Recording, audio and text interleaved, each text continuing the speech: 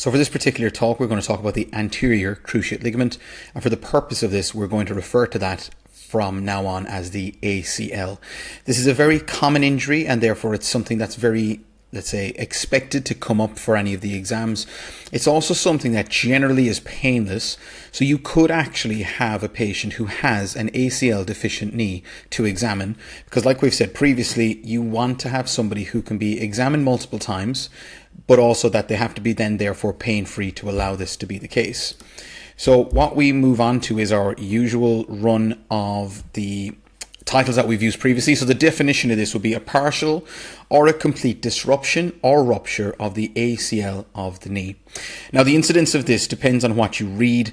There are over 400,000 ACL reconstructions done every year in the US, and generally speaking it's either between 8 and 50 per 100,000 people, or an easier number would be 1 in 3,500 people will have an ACL injury every year.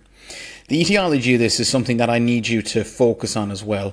It is traumatic generally. Most of the time it's sports related, except in the older patients where you have some degenerative process.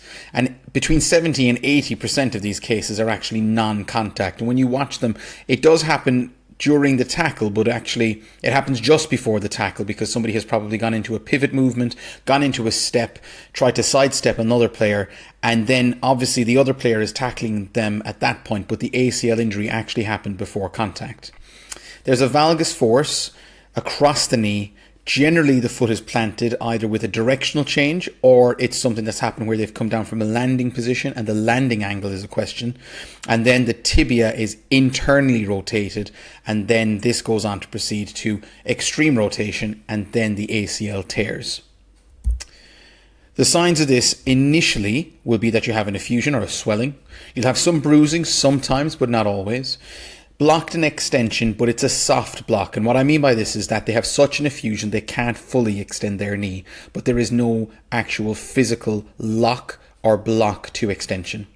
Then when you go on to the special tests, they are unstable in these special tests. So their anterior drawer, their Lachman's, their pivot and their valgus stress will all be abnormal. Now, generally this will be only in 30 degrees of flexion, because if you are valgus lax in full extension, that means that your MCL is also injured.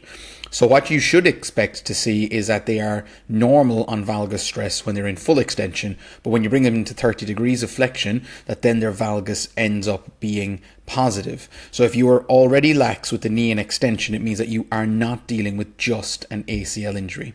The symptoms then they'll talk about will be pain initially, and they have to come off straight away. Different to a meniscal injury, because oftentimes the question you should ask them is, did you have to come off immediately? Could you finish the half? Could you finish the game? And if they say they finished the game, that's not an ACL. If they say they had to come off immediately, that is an ACL until proven otherwise.